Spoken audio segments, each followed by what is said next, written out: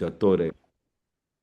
આ દાદા શું કહે છે કે જે તમે બધું જોયા કરો ને, હા, હા, તમે આવી નોર્મલ રીતે બધું તમે કરી જાઓ, ખાતા હો પીતા હો અને નોર્મલ રીતે આ બધું કરો ને, તો પછી એ મોહ જાય નહીં.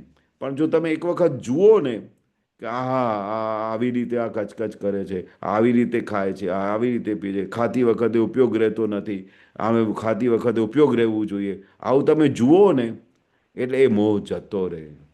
ડખો કરે કે કેમ આ સારું કર્યું છે, કેમ કેમ આ ખારું કર્યું છે, આ શું શું કર્યું. દાદા કે ટેબલ પર કંઈ જમવાનું આવ્યું, કંઈ પણ વસ્તુ આવે છે, તો એ આપણે આજે ખાવાનું આવ્યું એટલે સમજી જવાનું કે એવી આપણે અંદરની રિક્વાયરમેન્ટ છે. પછી કોઈ કચકચ નહીં, કશું બોલવાનું નહીં, કશું કરવાનું નહીં. જે વસ્તુ આવી એને જોયા કરો. તો મોહ જરા તો મોંમાં જરા ચિકાશ કરી પછી પાછી. તમે કહ્યું ને કે આ ખારું કેમ આવ્યું, આ પછી શું કર્યું, તો મોંમાં ચિકાશ કરી પાછી. ડખો નહીં કરવાનું, જોયા જ કરવાનું. આ મોહ તો ખરો, પણ જોવાથી જ જાય. આ ગમે તેવો મોહ હોય ને, પણ તમે એને જુઓ ને એટલે જોવાથી તરત જ જતો રહે. આ દાદાની ગજબની સાયન્સ છે. તમે જાણો અને જુઓ, એ બધી વસ્તુની પ્રોસેસમાં તમે આવી ગયા ને, તો એ વસ્તી ઘર ખાલી કરીને જતી રહે. આ મોહ તો ખરો, પણ જોવાથી જ જાય, જોવાથી જ નાશ પામે. ચારિત્ર મોહ એટલે ડિસ્ચાર્જ મોહ. ડિસ્ચાર્જ મોહ એટલે આપણા હાથમાં સત્તા નથી. હવે ડિસ્ચાર્જ થઈ રહ્યો હોય તો આપણામાં આપણે ના ઈચ્છીએ તો એ ડિસ્ચાર્જ થયા કરે. એટલે એનું અર્થ શું થયું કે આપણા હાથમાં સત્તા નથી. એને મેળે જ ચાલ્યો જશે. તમે જો કેશવનજી, વિતરાગ રહે તમે જો વિતરાગ રહેશો તો. કેશવનજી, હાજી. જોયા જ કરવાનું કે છે દાદા. શું કહેવા માંગે છે? કેવી રીતના કરવાનું? હા, જોયા જોયા જ જ કરવાનું. કરવાનું. હા, જોયા જ કરવાનું ઓલ ધ ટાઈમ. દાદા ભગવાન શું કરતા હતા? અમે દાદા ભગવાનની સામે બેસી રહેતા હતા. તો અમે ઓબ્ઝર્વ કરતા હતા કે કઈ પણ વસ્તુમાં દાદાની ઇન્વોલ્વ હતી ને જોયા જ કરે કે એમ પટેલ શું કરે છે, કેવી રીતે વાત કરે છે, કેવી રીતે ઊંઘી જાય છે. નિરંતર એમની ઉપર વોચ હોય. જોયા કરવાનો, જોયા જ કરવાનું. ગમે સંજોગ સારો આવ્યો તો તેમાં પછી તન્માયાકાર નહીં થવાના. કોઈ વખાણ કરે તો તે કે મને પાપડ ભાંગવાની પણ શક્તિ નથી, તરત જ પ્લસ માઇનસ કર્યા કરે. કે સમજી જાય કે આજે વખાણ કરવા આવ્યા છે તો કોની વખાણ કરે છે, તો એમ પટેલની વખાણ કરે છે. હું તો શુદ્ધાત્મા છું, હું મારી સીટ છોડું નહીં.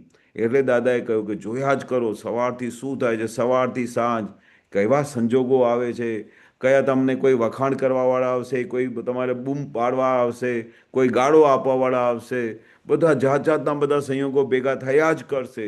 તો દાદા શું કહે છે, જે કોઈ પણ સંયોગ આવે એને જોયા જ કરો.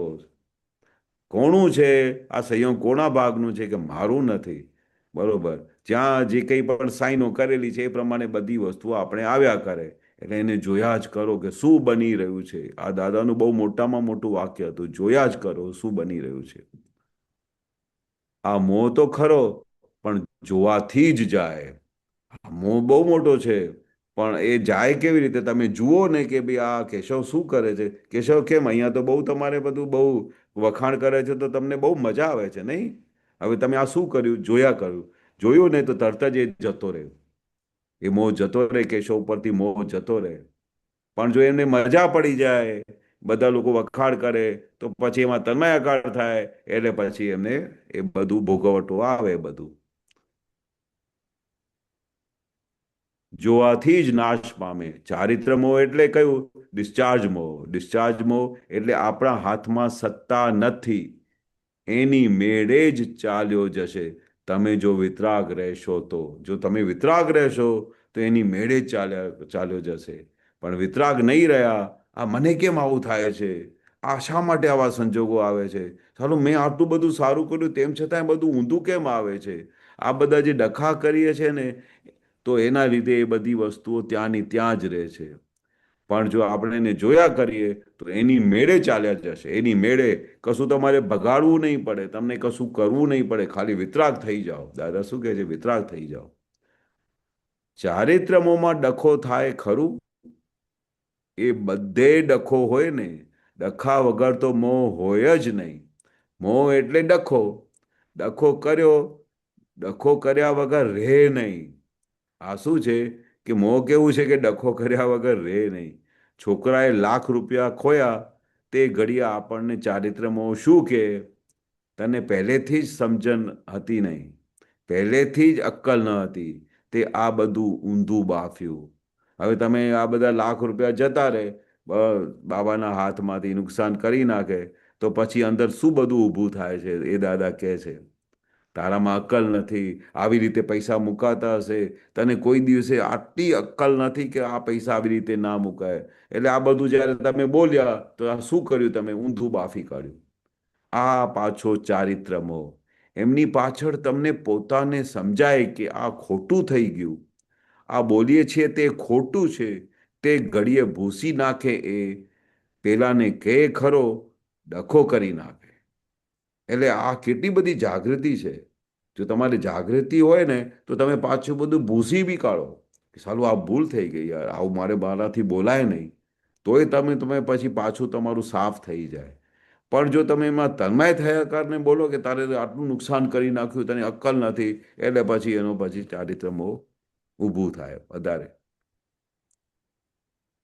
પ્રશ્ન કરતા ડખો કરી નાખે એ ચારિત્ર મોહ, અને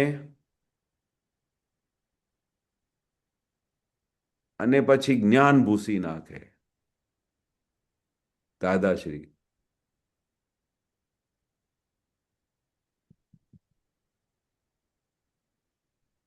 બરાબર છે. દાદાશ્રી. હા, દર્શન મોહવાળાનો નિવેડો ના આવે. ઓહો. બધા દાદા એવા એક એક ભારે ભારે વાક્ય બોલ્યા છે. દર્શન મોહવાળાનો કોઈ દિવસે નિવેડો ના આવે. ચારિત્ર મોહવાળાને નિવેડો આવશે, બરોબર. પણ સાલું જેનું દર્શન મોહ છે ને, એને ઓળખાણમાં જ નથી આવતો કે હું કોણ છું, તો સાલું એનો તો કોઈ દિવસે નિવેડો ના આવે. ચારિત્ર મોહવાળાનો તો નિવેડો આવશે. એવું નક્કી થઈ ગયું, ગમે એટલું જબરજસ્ત હોય તોય તમારામાં ચારિત્ર મોહ થોડો ઘણો ખરો કે તમારે શેનો, તે આ ચારિત્ર મોહ જ છે ને, આ સવારથી ઉઠીને સાંજ સુધીનો ચારિત્ર મોહ જ છે. સવારથી લઈને સાંજ સુધીનું ચારિત્ર મોહ જ છે. દાદાશ્રી. ના, એ ચારિત્ર મોહ ના કહેવાય. પ્રશ્ન કરતા આ જે કરીએ તે શું કહેવાય? દાદાશ્રી. જે થઈ રહ્યું છે એ ચારિત્ર મોહ ના કહેવાય. આપણે આમાં ડખો કરીએ તે ચારિત્ર મોહ કહેવાય. આ જે થઈ રહ્યું છે એમાં ચારિત્ર મોહ ના કહેવાય. પણ જ્યારે આપણે કહીએ કે આ ₹1,00,000 તે ગુમ કરી નાખ્યા, ત્યારે ચારિત્ર મોહ ઊભો થાય. કારણ કે આપણે શું કરીએ છીએ, વ્યવસ્થિતના ખાતામાં ડખો કરીએ છીએ. આ પૈસા ગયા એ વ્યવસ્થિતની વસ્તુ છે, એને જોયા કરો કે આ વ્યવસ્થિત બધું આ સંજોગ ભેગા કરી આપ્યા છે. ₹1,00,000 વ્યવસ્થિત શક્તિએ લઈ લીધા છે. એટલે આપણે ડખો કરવાનું નહીં. કારણ કે તમારી પોતાની સ્વતંત્ર સત્તા નથી કે તમે આ ₹1,00,000 નીચે પાડી નાખો. એટલે કયા કયા કેટલા બધા સાયન્ટિફિક એવિડન્સ આવે છે, ત્યારે એ ₹1,00,000 જાય છે. એટલે આ દાદાનું આખું વિજ્ઞાન એ આ જગ્યાએ કામ કરે છે કે ભાઈ આ કેવી રીતે જાય છે. તમે એમાં ડખો કરો કે ભાઈ ચાલો આ ગાનાગરી કરી, તમને અક્કલ નથી, તમને પૈસા સંભાળતા આવડતા નથી, એ બધા જે જ્યારે ડખો કરીએ છીએ ને, ત્યારે ચારિત્ર મોહ ઊભું થાય છે. આમ બોલો. રાત્રે સુઈ ગયા. જી. ઉમેશભાઈ ને ક્વેશ્ચન છે. ઉમેશભાઈ બોલો. હા, હા, હા, હા, બોલો બોલો. હા જી, જય સચ્ચિદાનંદ કેશવાનંદજી. જય સચ્ચિદાનંદ. જય હવે ચારિત્ર મોહનું તો જે આપણે અત્યારે જે આપણે જે પારાયણ કરો છે એમાં સમજાવતું જાય છે, પણ આ હા. દર્શન મોહ ઉપર સમજાવો ને, એ શું કહે છે દાદા? દર્શન મોહ એટલે તમે કોણ છો એ તમને ખબર જ નથી. બરાબર. કે દર્શન મોહ હોય ને જેને, જે કે હું કોણ છું એને ખબર જ નથી, અને પોતાના ઉપર લઈ લે કે મને થયું, મને આમ બોલી દીધું, મને આમ કર્યું, એ આખું દર્શન મોહ. અને એનું દાદા કહે છે કે એનું તો કોઈ દિવસે પાર જ ના આવે, નિવેડો જ ના આવે. ચારિત્ર મોહનું તો નિવેડો આવી જાય, પણ દર્શન મોહ જેને પડી ગયું કે એની સારી ઓળખાણ નથી પડતી, આટલું બધું જ્ઞાન મળ્યા પછી, આટલું બધું છૂટું કરી આપ્યા પછી હજુ બી દર્શન એમને ખુલતું નથી કે હું કોણ છું અને આ કોણે થાય છે, આ કોણે ચારિત્ર મોહ થાય છે, એની જાગૃતિ રહેતી નથી. તો દાદા કે જેને આવું દર્શન મોહ થઈ ગયું છે, હજુ એનું ક્લિયર થતું નથી, તો એનું કોઈ દિવસે નિવેડો આવે નહીં. એને ભારે આવરણ હોય એવું હોય એટલે ના એને ભારે દેખાય. આવરણ રહે. જાગૃતિ જ ના પડે એમને, જાગૃતિ જ ના આવે એમને. આટલું બધા વારે ઘડી કેમ બોલતા? આટલા બધા મહાત્માઓ દાદા પાસે બેસતા હતા, ઉઠતા હતા, તોય દાદા પાસે વારે ઘડીને આવીને રડતા હતા. ફરી ફરી દાદાને કમ્પ્લેન કરતા હતા, મને આમ થઈ ગયો. તો ફરી દાદા કે કોણે થઈ ગયું? એટલે આ દર્શન મોહ દાદા કાઢતા હતા. આ તો દાદા આપણા માથે હતા તો એ બધું નીકળતું જતું હતું કે વારે ઘડી દાદા જાગૃતિમાં લઈ આવતા હતા. પણ હવે દાદા શું કહે છે કે હવે તમારે તો જાગૃતિ રાખવી પડે ને. બરાબર. એટલે હા, દાદા તરત પેલો પ્રશ્ન પૂછે કે કોણે થયું, એટલે દર્શન મોહ તોડવા માટેની એ દાદાની કળા હતી. કળા હતી.